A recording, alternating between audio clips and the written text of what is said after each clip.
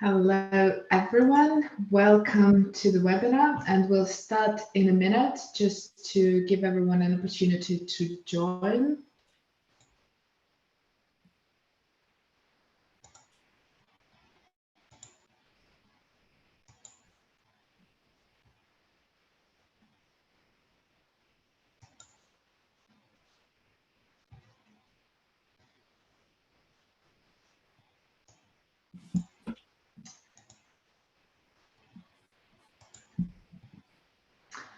Okay, I will start just with some housekeeping and introducing everyone while people are joining.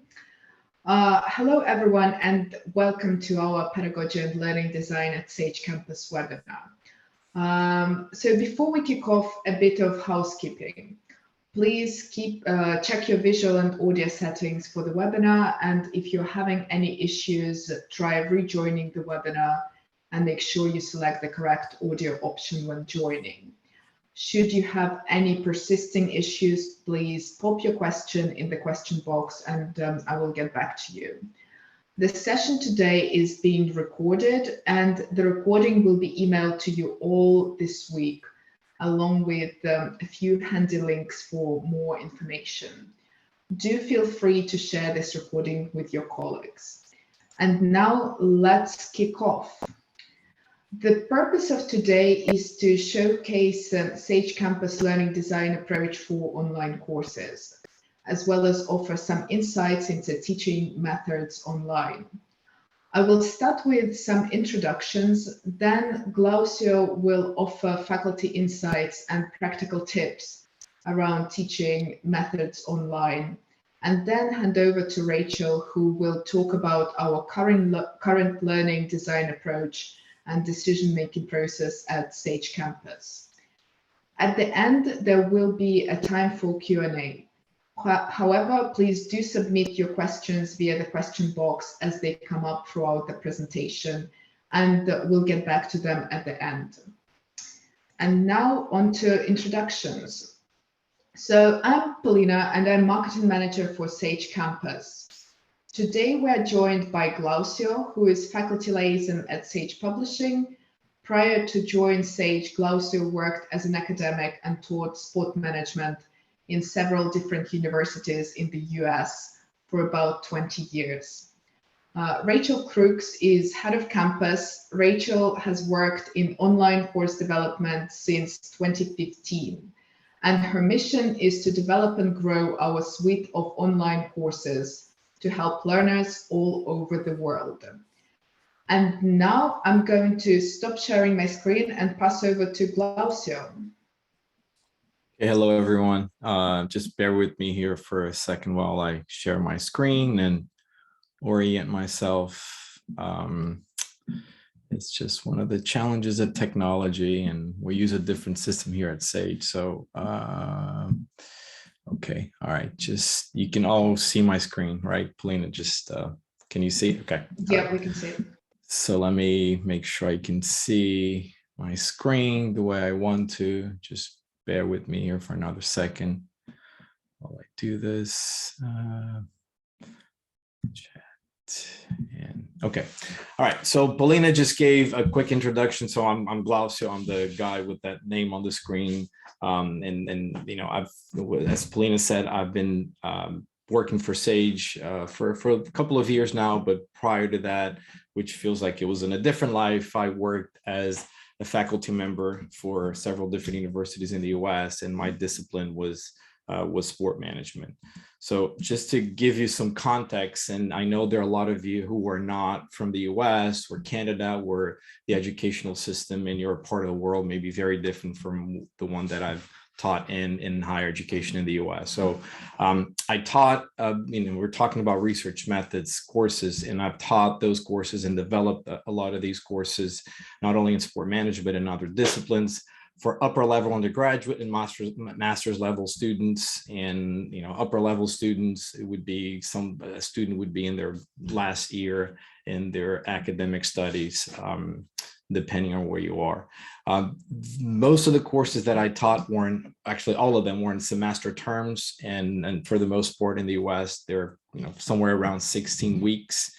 I taught those courses in programs where at least the research methods course, the introduction to research methods, was a course for students. On some programs that I've taught, there were other research courses, research 2, there were some research seminars that were elective, and students could take those courses if they wanted to. And the introductory course to research methods in sport management, I've taught a variation of that. But the point that I want to make with that slide here is that they were introductory courses. So students, they didn't have to take a course in statistics or another research methods course to be able to take part into my course. It was open to anybody who had been accepted into the program. And for the most part, I've taught research methods face-to-face, fully online, in a hybrid format.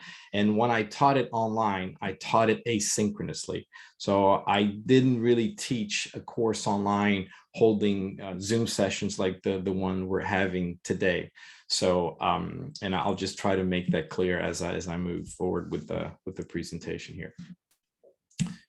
And, I want to, let's see, let me set a poll. We have a poll with these questions, but let me launch that for you here. And then again, just bear with me here for a second. I want to try and set the stage here for the rest of our talk here. So Q&A, polls, research teaching. Okay, so I've just launched a poll, so you should have had something pop on your screen. So just please, if you don't mind, just answer the question. And it's multiple choice, so you can only select one. And let's just take the next 30 seconds or so for you to answer this question, and I'll stop, I'll end the poll, and I'll share the results with everyone. I just want to get an idea of our challenges here. And let me,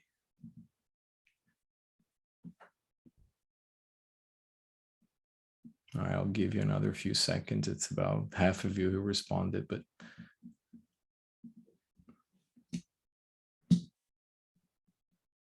and if you don't mind, well, I guess there's only one person. If you responded other, would you mind sharing with us in a few words in the chat what's that other option is? If not, that's fine, but I don't want to put you on the spot because there's only one person to answer that option is other. But all right, it looks like I'm going to end the poll, and I'm going to share the results with and I don't know how well you can see that on my screen. At least the font is pretty small, but so it looks like, and this is not in any particular order, but I think the 58% of you, there are only 15 of us here today, but 58% of you answered that students perceive research methods to be difficult and complex as the most challenging aspect of teaching a research methods course.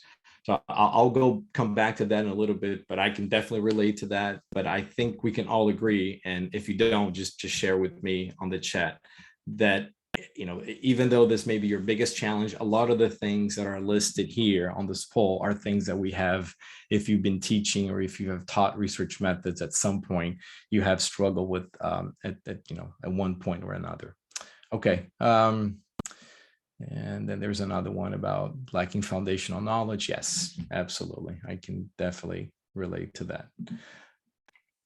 Okay, close out of there. Okay, with that out of the way, this slide was I just wanted to make sure we're all on the same page. So it looks like we are in terms of the challenges that we faced. And I didn't see, at least on the chat, right? Nobody popped in that other. Okay. But go ahead, Polina. You're going to say something. I think there was someone responded in Q&A that this other was that they come from different epistemology, science, and expect all research to be objective. Correct. I certainly have faced that. And in my discipline, it was very mixed methods.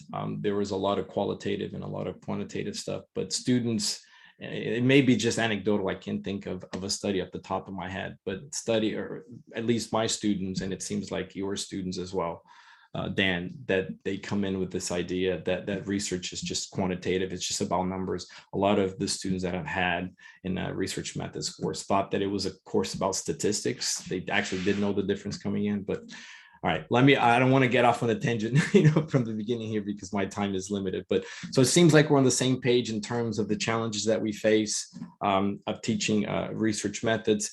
Now, what about teaching research methods online? So let me just launch a quick poll on that one. So if you have taught or are planning to teach research or in the process of designing a research methods class to be taught fully online, what are your challenges associated with that? So it's pretty much the same question with some different choices, and take about 30 seconds or so to share with me what is your biggest challenge associated with that?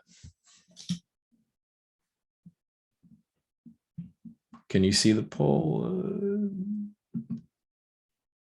Okay, yeah, okay. Answers are coming in, great. So I'll give it another few seconds and then I'll share the poll results like I did with the previous one.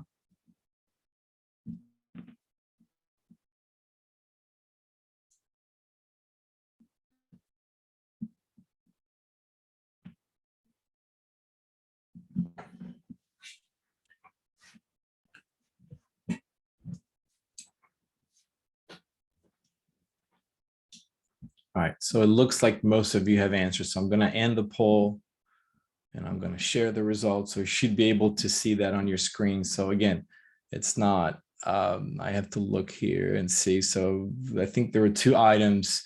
It's the difficulty to engage with students in an online environment. So it's the engagement question. Again, I can definitely relate to that one. And students struggle with time management skills. Again, I've had that same experience, and some other ones. I'm surprised about the one here. I don't have the necessary technological support that I need to teach online effectively, which is good to hear. I've struggled with that quite a bit when I made the transition to teaching online. Okay, and it looks like there's no other comments. It's difficult to develop a trusting relationship with students. That was the other one. Yeah, Dan, I think I'll cover that a little bit later on, but we can leave more time for the Q&A if you wanted to go into more detail about that one specifically, where you can certainly, catch me offline and I'll be happy to talk to you about that one. Again, on this one too, I have had the same experience as I think most of you in terms of teaching research methods online. And I'll just say something now, getting ahead of myself, but I don't have a specific slide for that point specifically in terms of engagement. But I wish I would be able to sit here in front of you today and tell you that there's a silver bullet that you can do A, B, and C, and students will feel completely engaged. If there is, such a thing, I haven't found it. I've tried different things in terms of engaging students online. It's hard. Particularly for me, like doing this presentation now, I'm staring into a screen. I see a couple of you. It's painful. I just don't do well in an online environment. I feel isolated. I know that's an experience that a lot of our students have also feel. And then a lot of you probably have felt the same way. It's just not very conducive to being engaging. And there are different levels of engagement. There's engagement with the content, engagement with your peers, engagement with with the instructor, and certainly in terms of building a relationship, building a rapport with your students, especially if you're coming into a program where you're just teaching online, you don't know those students. There are different situations, especially during COVID. If you've been in a program, you've been teaching for a while and you know those students and you happen to teach them online a semester later, at least some of the students, and that may make things a little bit better. But if you're starting from scratch in a program where you don't know any of your students, they come in and you just see a name on the screen with a picture, that can be very scary for both the instructor and the students.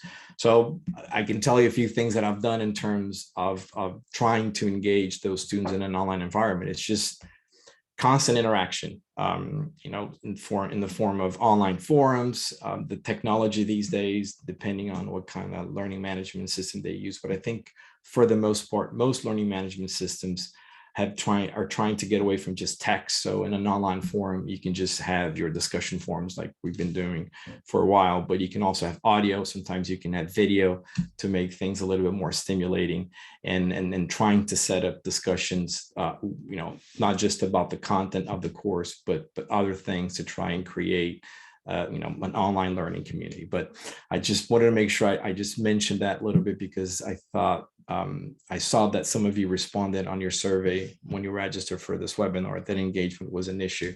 I just wanted to make sure to mention that now before I forget later, because it's not in any of the slides that I have here. But all right, so I guess, why would anybody want to teach research methods, right? Either face-to-face or in this case online. And why would any student want to take a research methods course? With everything that we heard, it seems like it's all negative. Students have negative attitudes. They're not motivated to learn research methods. Faculty may be scared of coming into a situation where they know that students are just anxious and afraid to learn. So why would you do it in the first place? So, well, some of us don't have a choice. You're assigned to teach, but I'm here to tell you, at least anecdotally, this is my personal experience, but once I've made some changes to the way that I taught research methods, I've had the most rewarding teaching experience with my students was when I was teaching research methods. And I'll try to highlight some of those in the few minutes that I have left here. So in terms of insights, I wish I could just address all the challenges that we covered. But again, if you want to hear more about any of these, if you want me to cover any of these challenges in more depth, you can contact me offline. I'll be happy to speak to you later about this. Or if you want another webinar on a specific topic, please just make sure to let us know.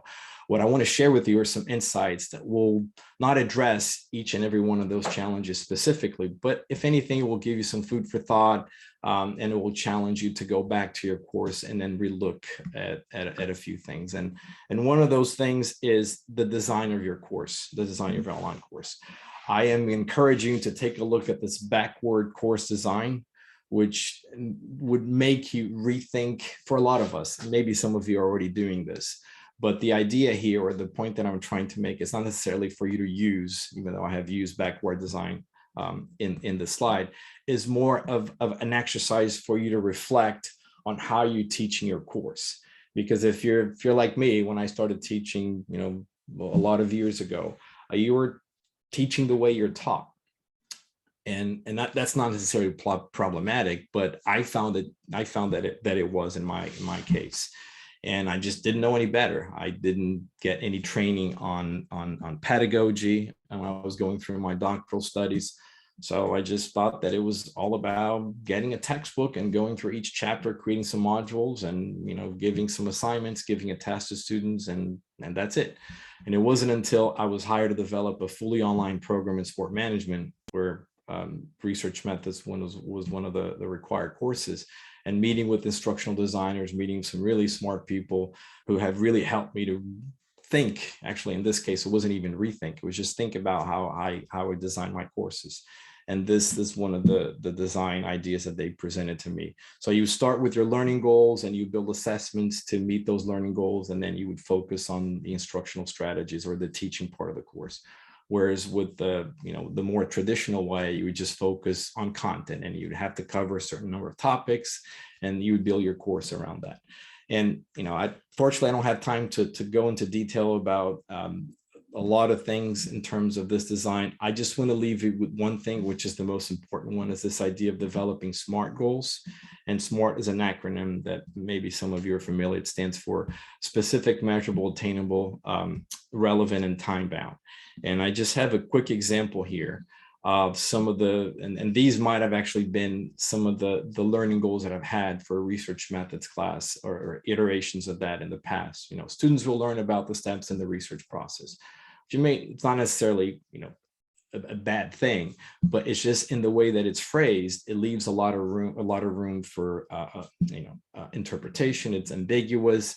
If I'm a student looking at the school and the syllabus, I was like, okay, I'm going to learn about this, but why do I care? right? What's in it for me? How is this relevant? And then there are just some other examples of some variations of that goal, in terms of, I'm going to understand these steps. And the last one here, that it's a little bit more wordy, and it has a little bit more specific information about learning the stages of the research process, from problem identification to producing a written research report. So in this case, students would know, okay, well, I guess I have to write a research report for this class. But it's just really not specific, and it just doesn't really tell much about what students are expected to do in the course. Where one possible rewrite for a goal like that would be something like this. And this was the one that I used for the last time that I taught research methods course. So by the end of the course, that's the timeline, which that's kind of a given, but I make sure to include that.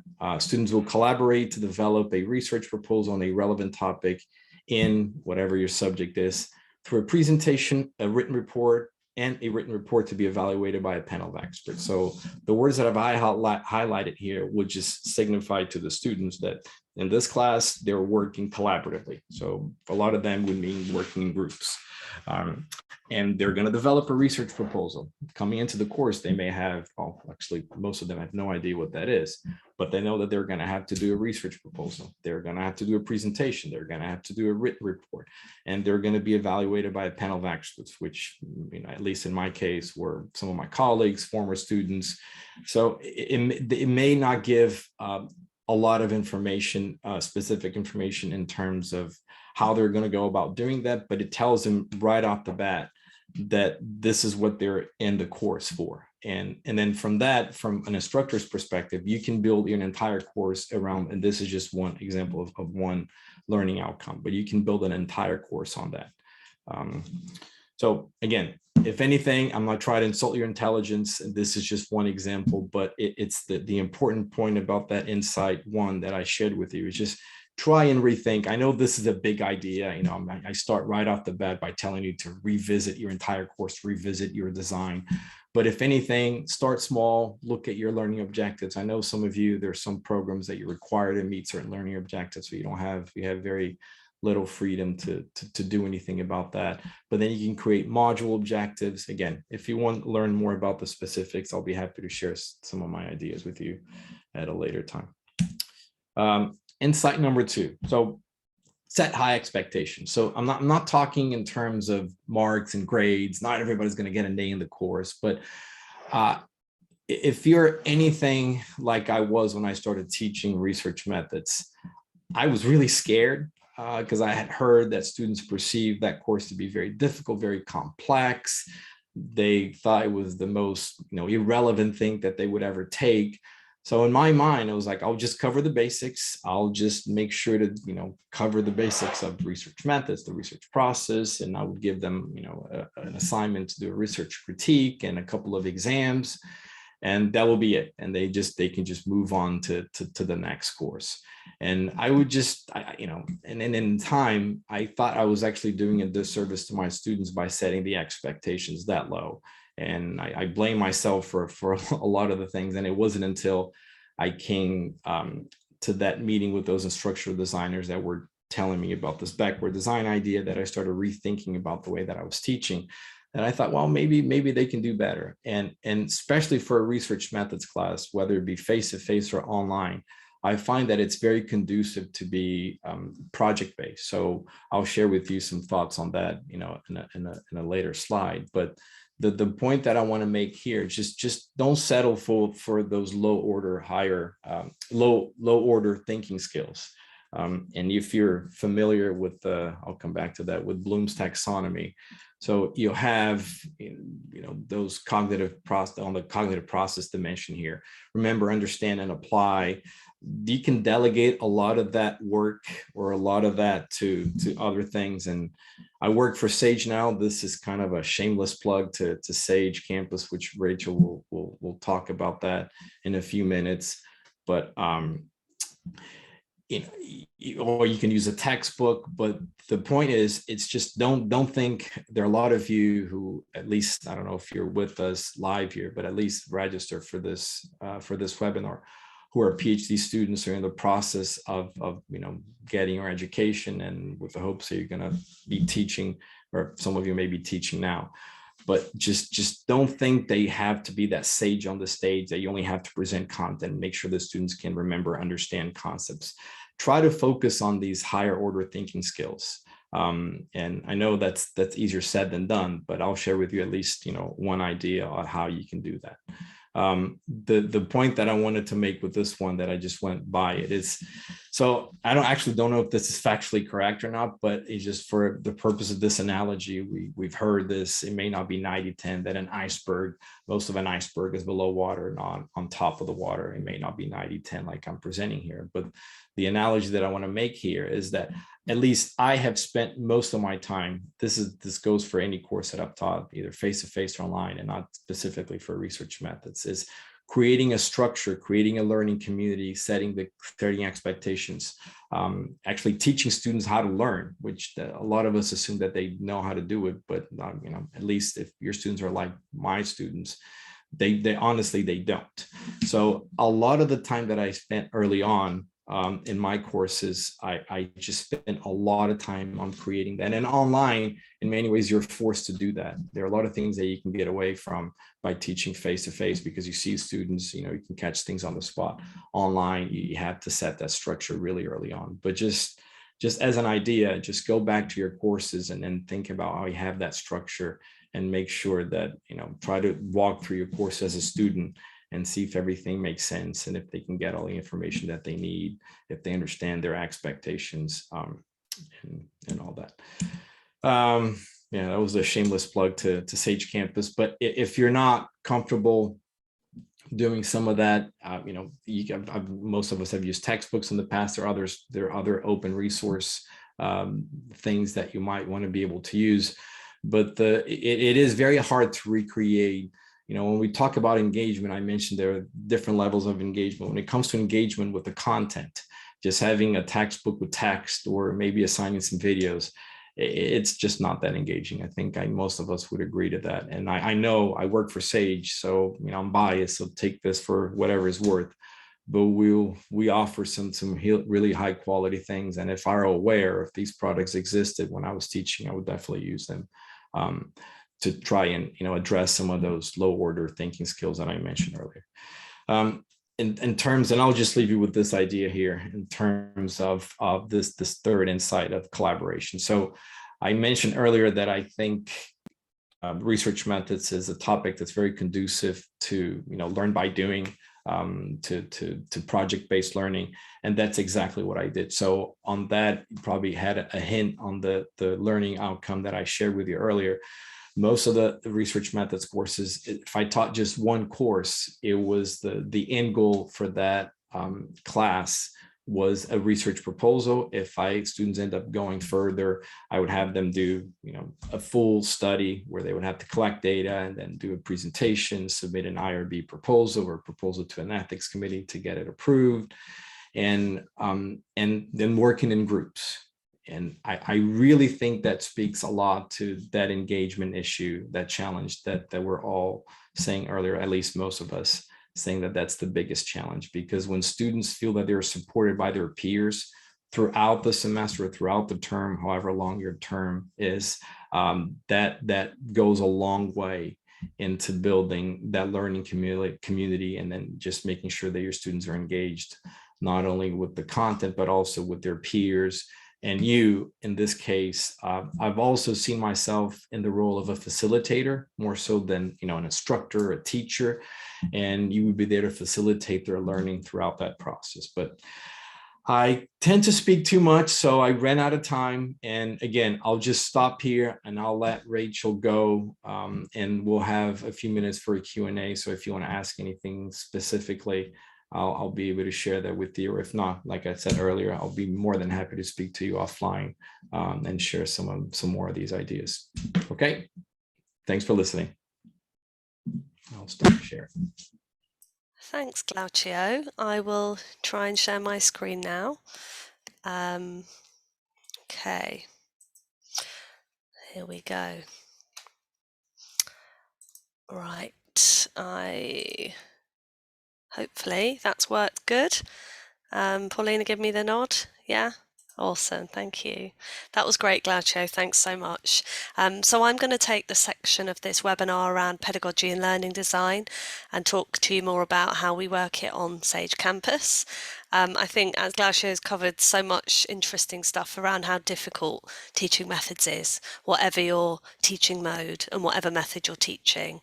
And there's no silver bullet to that engagement thing that we all want. That's what we all want more than anything. So I'll talk you through some of the things we are trying and we have tried to increase engagement and click on with those motivations that students have for learning.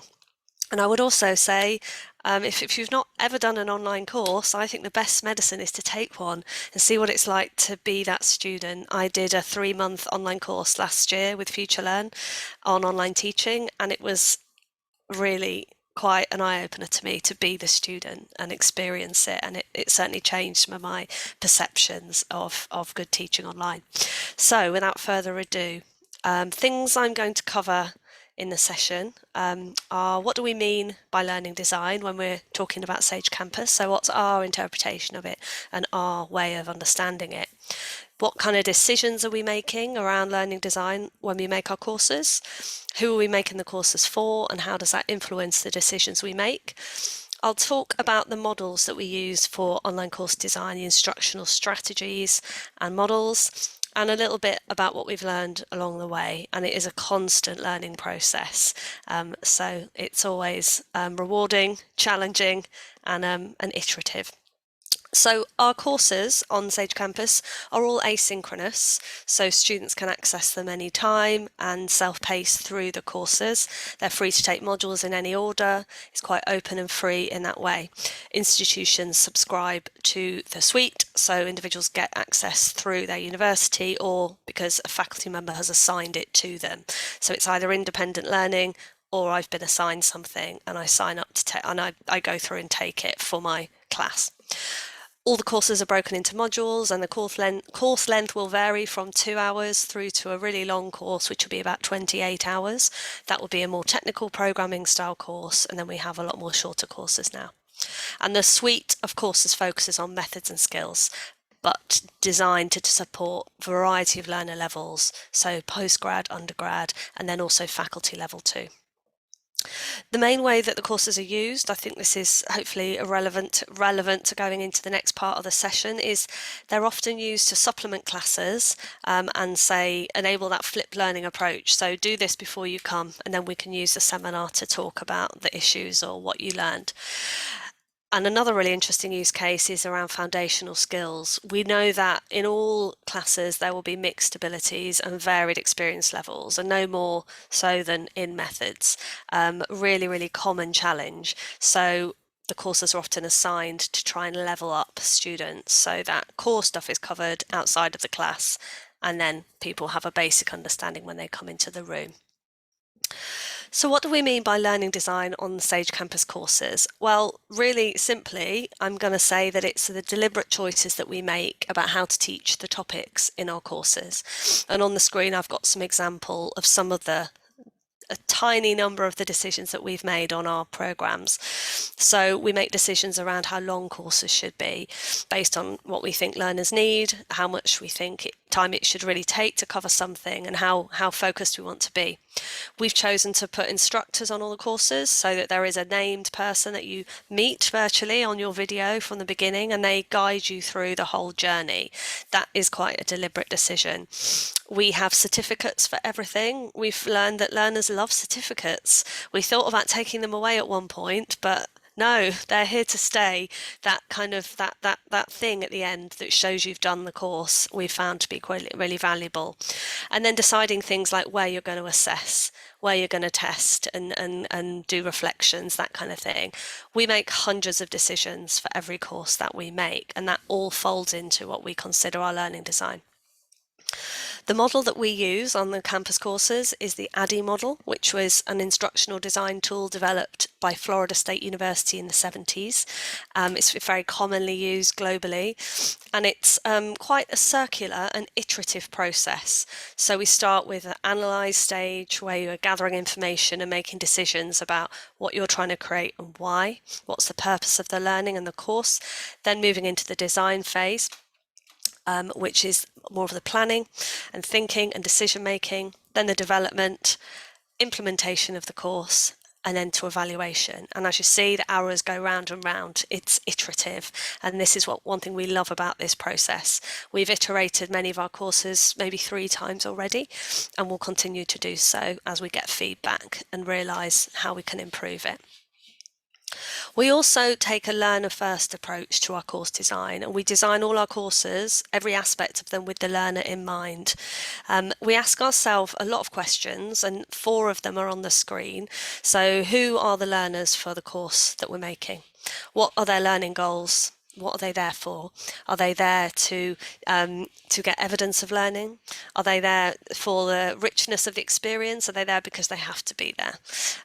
When and where are they taking the course? That will influence the impact of the learning, the experience they have, how satisfied they are.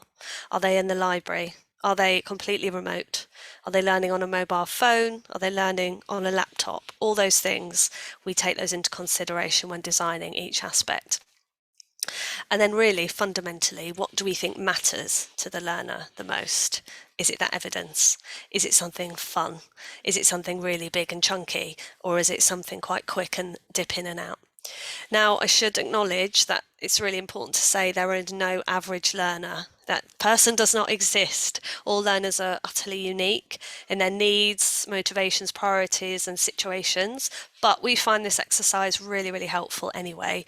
What we do is come up with 2 or 3 learner personas for each course, and then we think, how can we meet those learners' needs? And we can't meet everybody's needs all the time, but by having those people in our mind, it really helps us focus our decisions.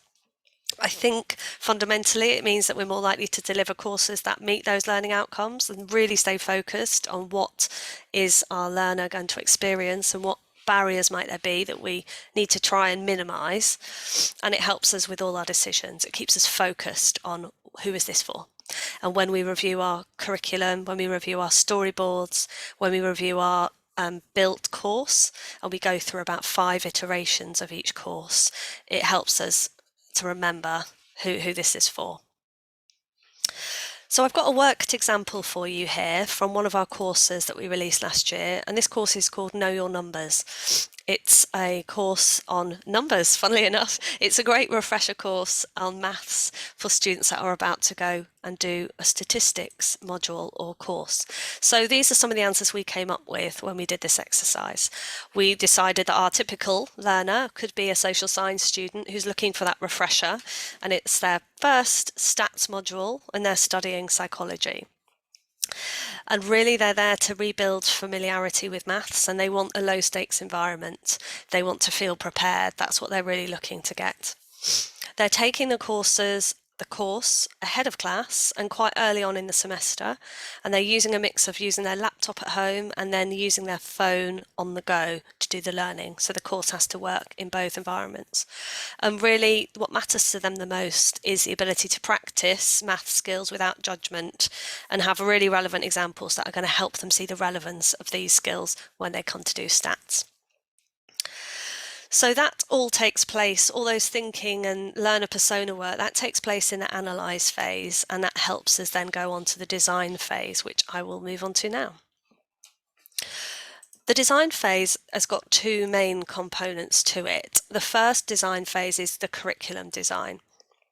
And this is really how we organise content, what content we include, what content we leave out, because all the decisions there will make a big impact on learners. So again, we ask questions. What do we think the student needs to learn? Is it specific? Do they need to learn very specific things in this course? Or is it more of a general course where we want to expose them to ideas and help them see connections and get them ready to learn? Then we talk about chunking. So what is the best way to chunk the content and divide it up into modules or topics to really motivate them? Engagement again, how can we keep them with us, and how can we just not mirror maybe what a textbook is doing and do something a bit different?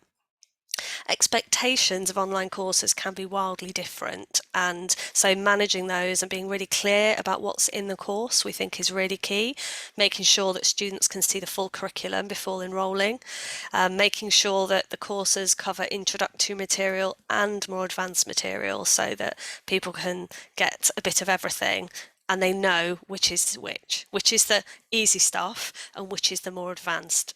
Good labelling, I think, will help manage expectations, as will completion timings. Now, I could talk forever about my views on completion timings and how misleading they can be, but they are really, really important. So we do our best to give accurate timings so students know what kind of commitment is expected. Struggle points. This is also one of my favourite parts of the design process. When we do the curriculum plan, we will talk to the SME, the author that makes the course, and say, what's the toughest part of this topic? Where will students struggle the most? What they're most frightened of? And we spend more time on those topics than anything else. We make sure they're covered really, really well. And we check at the end if we've done that. And then scaffolding. So this is a really important concept which you all probably know about. It matters in all teaching settings for all topics. If learners want to achieve their goals, we need to scaffold the learning really, really well. So on the online course side, we do this by explaining why things matter. So giving context and purpose to everything that we've included. We break up complex tasks so they are not too onerous. They do get bigger as the courses get towards the end of the courses, that's important, but we try not to overload the student. We make sure that feedback is there. Again, that's a really good scaffolding tool to signal that this is what we've learned. If you got this right, this is why you got it right. If you got this wrong, this is how you can improve next time. And we model tasks. So you'll see in many of our courses, we will literally have the instructor do the task on a video and then say, right, now here's your activity. You go and do this. Here's the journal article. Go and read it and critique it in the way that I've shown you how. So modelling is a really great tool for scaffolding online. And here again is a worked example from Know Your Numbers. So the students here needed to know core skills and maths function, so we had to stay focused on that and not get distracted by adding in more and more stuff. Short modules were how we chunked this, and we decided that it was better to have more modules that were shorter than fewer modules that were longer. We feel that's a really good way of breaking things up. Labelling really clearly and recapping skills is a really key part of this course. So each math skill is repeated throughout the programme. And again, learning outcomes, Glaucio talked about those, but managing expectations using learning outcomes was really important for this. So what will this course help you to do and what won't it? The struggle points here were in the middle of the curriculum, particularly around multiplying fractions and finding stories in your data. So we spent most of our time on that. And the first part of the course was about confidence building, which wasn't too challenging. And the scaffolding really came back to that confidence building again. We had lots of model answers so that even when you were correct, you could see why you were correct. And John worked really, really hard on the feedback for this course. The second part of the design is around the learning experience. So what do I mean by that? Well, we've decided what's in our course now, but how are we going to present it? How much video are we going to use? Are we going to use video at all? How many activities do we need? How many assessments do we need? Do we need formative or summative or both? So the framework that we use for this is from the Open University. And if you're not familiar with it, I would really urge you to go and look at their website. It's all free and open access and is a really, really useful tool that we've found. It essentially says that all the activities that you would include in your online course can be categorized into 5 types that are on the screen: assimilative, communicative, finding and handling information, productive, and practice. And there are some amazing resources available on this model which you can go and look at. It's very, very useful and gives you a really good way of thinking about why you're including what you're including. Here's just 3 examples of different types of activity from one of our courses. Assimilative, attending to information, we often do this through video, through text, through slides and presentations, clickable graphics.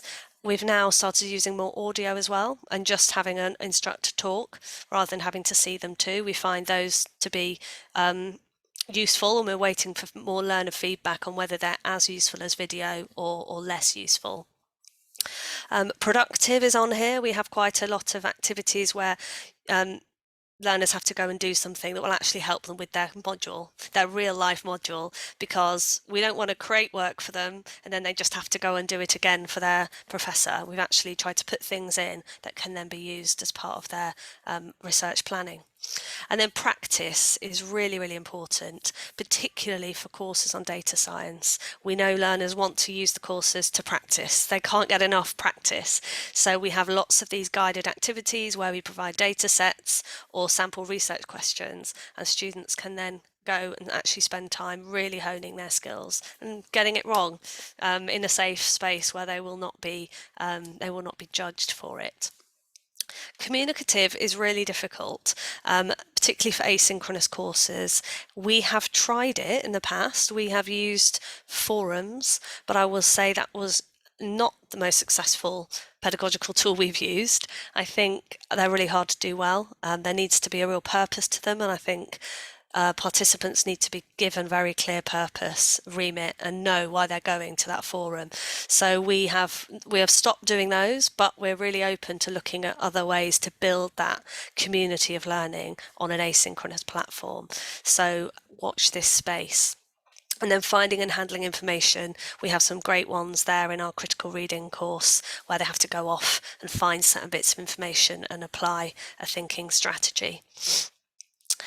With the Know Your Numbers course, we introduce things like pre-quizzes as a way to kind of check your own knowledge and see where you are at.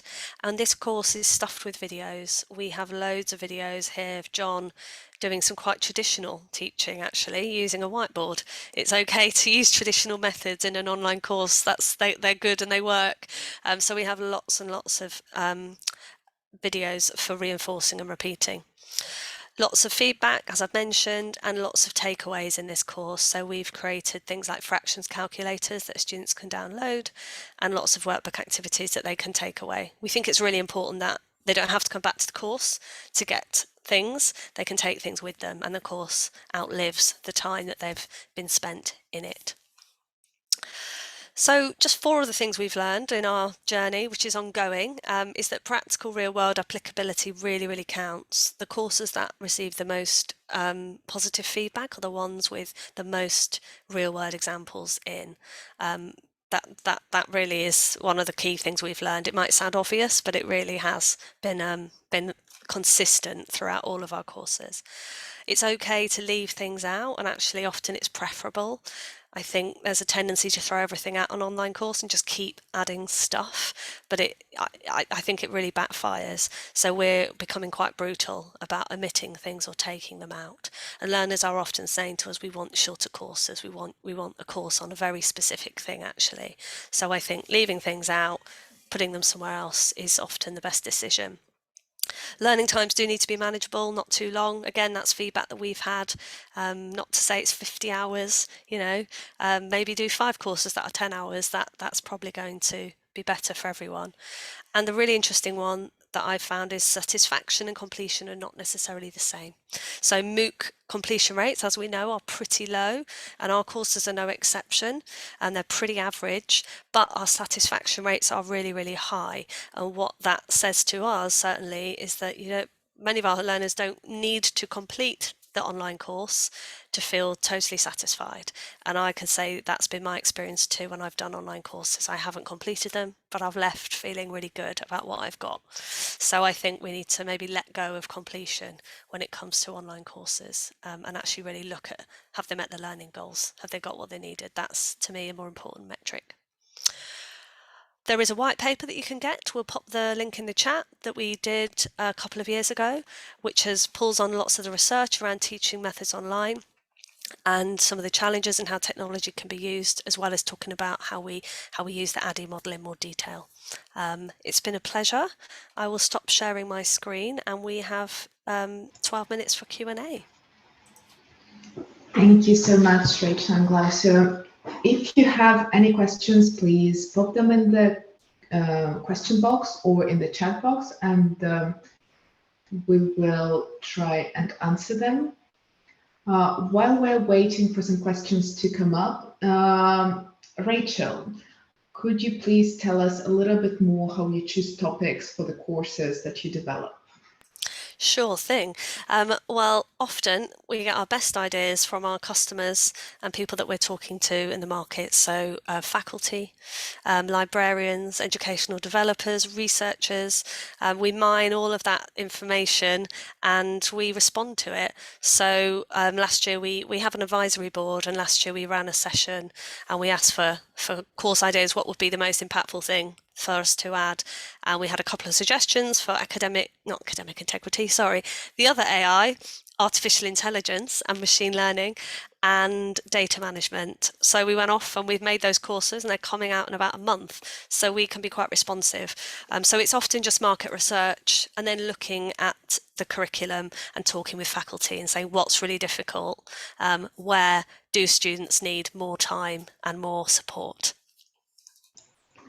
Perfect, sounds great. And in the pre-webinar questionnaire, we had a few questions around online teaching. So, Glaucio, I know a lot of people found themselves in the situation where they had to transform their courses to online environment. Have you ever had to pivot your offline course into the online environment? And can you give us a few practical tips to take away? I was forced to do it. I think I mentioned that. I don't know if it was on this session on the other one, that I was initially hired to develop a fully online program, and I had no experience teaching online, but I had time. I had a whole year to do that. I know probably a lot of you joining us today didn't have that luxury, because of COVID. You were just forced to just jump on an online environment with very little transition time and very little support. So I can't relate to that experience, having to rush to teach things online. But some of the things that I can share that I think I haven't talked in my session, it is just in terms of creating that online structure. Honestly, it's just, you can borrow a lot of ideas from what Rachel mentioned in terms of the way Sage Campus, with the way they have a whole team or a company that's behind a product, very different than like the experience that I've had teaching, where I was just by myself having to design these courses. I've had some help from instructional designers. Every now and then I would have a teaching assistant, but you can't expect a lot of the same quality, the same level of in terms of content engagement that a product like Sage Campus would have. But I would go back, the advice that Rachel gave about, go take an online course, go back to your own course and then look and just try to go through it as a student, or grab a student, if you can, and have that student be, I guess, a guinea pig to tell you what's the learning experience somebody would have within your course. It's just that creating that course structure and something that makes sense, it's logical for students, and they can go through it. I think it's just half of the battle. Thank you, Glaucio. Another question I have for Rachel. So you mentioned that for at Sage Campus, you develop the courses for diverse learner group, and you're working on learner personas. Are there any strategies that you use to make sure that the courses are suitable for diverse learner groups? Yeah, good question. I think that work is never done, but a few things that we've been working on is accessibility. So we have chosen authoring tools which have some of the best accessibility features and functions. And actually at the moment we're working on a VPAT, so we will have an updated statement on our accessibility rating, if you like, and then that work will always continue. And when we make decisions around how we present information, we use those 5 models from the OU, which is about trying to ensure your information is presented in a mixture of ways to benefit all learners. So it's not just the same stuff. We have closed captions, all that kind of thing. And then in terms of the diversity of content, we're setting ourselves some goals around ensuring that we have a diverse author team and a diverse set of reviewers. So we have different perspectives and different people teaching methods, not just the same people. And then content-wise, we're trying to diversify the examples we use. So the research examples that we use, the journal papers that we link to, not all research from the global north, etc. And that is something that we're working really hard on. So yeah, those are a few of the things that we're doing and will continue to do. Perfect, thank you. So we have a question about Open University URL. We will send it in the follow-up email to all of you, along with some other useful links and resources. And please feel free to post your questions in the question box or the chat box.